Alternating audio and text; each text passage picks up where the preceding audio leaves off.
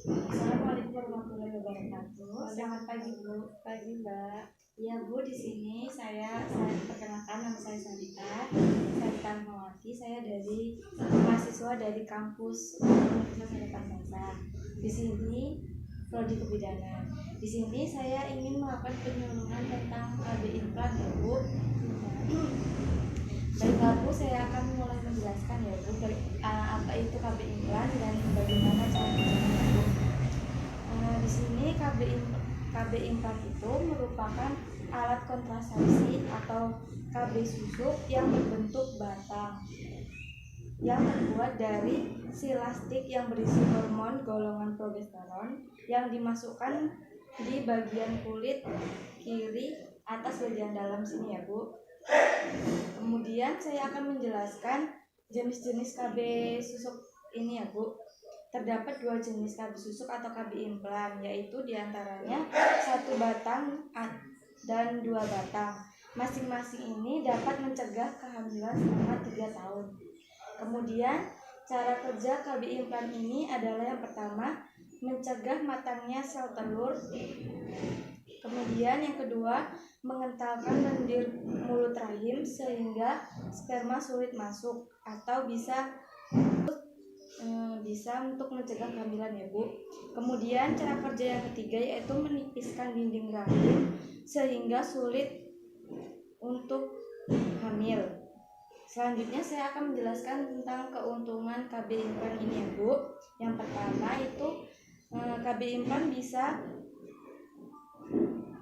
dipakai dengan jangka panjang selama 3 tahun. Kemudian tidak menekan produksi ASI, sehingga pada saat ibu memakai KB implan ini, ibu masih tetap bisa menyusui anak ibu ya Bu.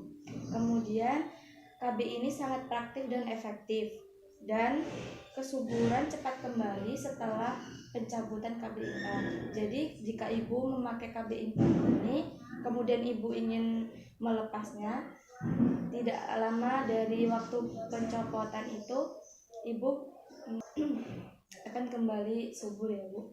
Kemudian yang selanjutnya, keuntungannya dapat digunakan untuk ibu yang tidak cocok dengan hormon estrogen.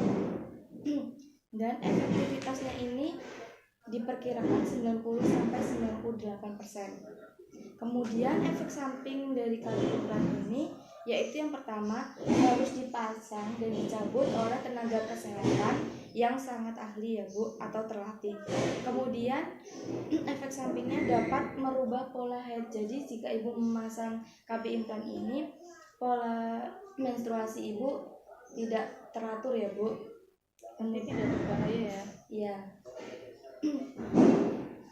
Kemudian ada kontraindikasi atau larangan jika ibu memakai KB implan ini ya Bu.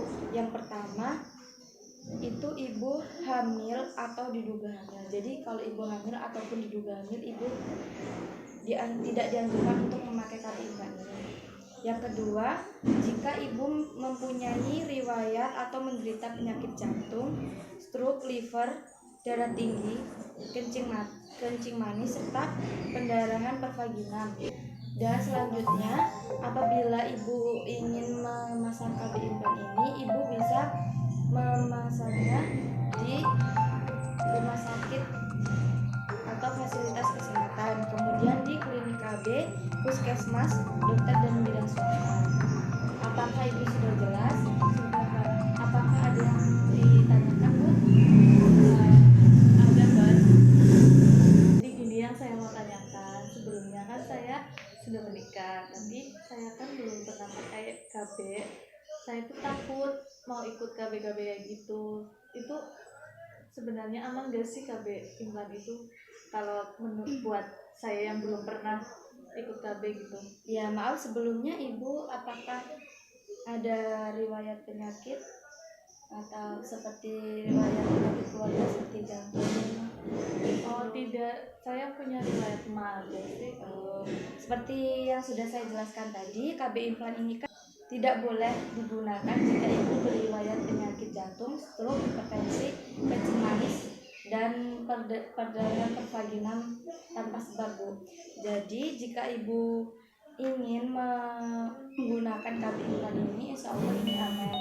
Atau sebelum menggunakan KB ini, lebih baik ibu konseling terlebih dahulu ke rumah sakit atau bidan terdekat rumah ibu ya Bu. Apa ada yang ingin ditanyakan lagi? Ya, sudah paham. Ya baiklah Bu, jika sudah paham, terima kasih atas kerjasamanya. Saya izin pamit terlebih dahulu ya Bu. Terima kasih Mbak. Assalamualaikum. Salam.